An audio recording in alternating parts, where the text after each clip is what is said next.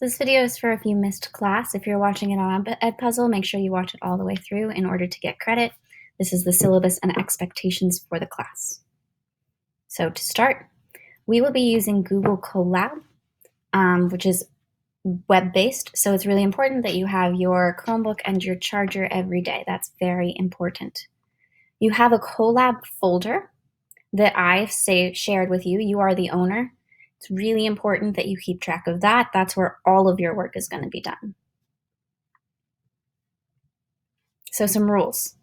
The class is built on respect, and I define respect as making an environment where you can succeed. That's respect for yourself. Where your peers can succeed, your school can succeed, your teacher can succeed. That's respect for others. So you're asking yourself, is what I'm doing the best thing for my education and for my well-being? And then is what I'm doing the best thing for my peers' education and their well-being? Part of that is keeping your words and actions safe for work, which means school appropriate. There is a zero tolerance policy for identity-based slurs and insults. Zero tolerance. There will be no warning. There will be no discussion. I do not tolerate identity-based slurs and insults. So in terms of class, be prepared for class. That's your Chromebook and your charger mostly. Paper is nice to have. And we're going to keep in mind that nobody is born knowing how to code in Python. You have to learn it. So we're not going to use the word can't because we can. We're just not there yet. It makes sense to struggle with it. You're going to struggle, but you absolutely can do this. Similarly, we're going to do some project-based learning and discovery learning, which means I'm kind of going to throw you in the deep end and have you see what you can figure out. I'll give some supports, of course, and I'll help you afterward, but I'm going to have you really do all of the learning here. So if I ask you a question, I don't want to hear I don't know, because I'm not usually asking you an answer. I'm asking you what you think, and you should know what you think. So when I ask you a question and you're totally lost, make an educated guess, or I want you to tell me why you're so confused. How much do you understand, and where does the understanding stop? That's more helpful for me than just I don't know.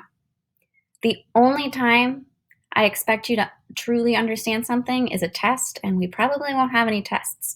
Other than that, I expect you to be learning through trial and error. In the same way, it's super important that you engage your brain.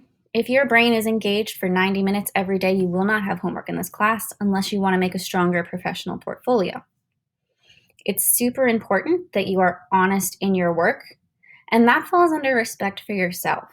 Because if you're turning in someone else's work, you're not going to learn from that, and it's going to bite you in the butt later. You want to be learning from this. I'm not going to grade and say you get a 50 because it was so wrong. You will always have a chance to redo. So there's no reason to not do your own work and learn on your own.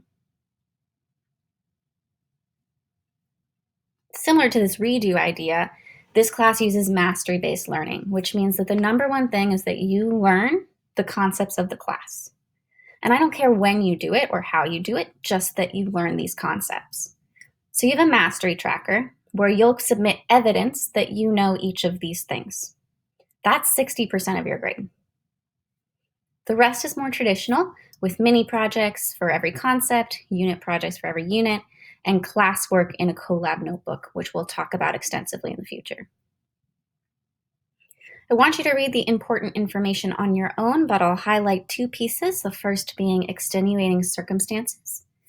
Life is crazy, I get that, and sometimes programming is not the most important thing in your life. I get that. So if something is going on, tell me. You don't have to tell me what's going on, just that something is going on and you need help. And I can be there to help you, and we can work with the class to make accommodations, to make a different version of things. We'll make it work. However, if you don't tell me that something's going on, I can't work with you to come up with a solution. So that's really important. And then similar to what I was saying earlier, this classroom is a safe space for everybody, no matter who they are. If you are making people feel uncomfortable, that's going to be a problem for you. Let people be who they are, be nice, and feel safe here. If you are in this classroom, you are trusted, you are supported, I will believe you, I will listen to you. You belong here. So let's go back and talk about Canvas for a moment. Canvas is going to be used in this class differently than a lot of your classes because you can't code on Canvas. Mostly, it's going to be used to join the Google Meets with this Google Meets button and to tell me you're ready to be graded. So in the modules, there's one module per unit. It'll have things like first classwork unit 0 or the first project. And when you click on it, you're just going to see it say, let me know when you're ready, because I have access to your Colab. So all you're going to do when you're ready to be graded or regraded is press submit, type in you're ready to grade, and submit. We're using Canvas for that, for due dates, and for keeping track of your missing work and grades.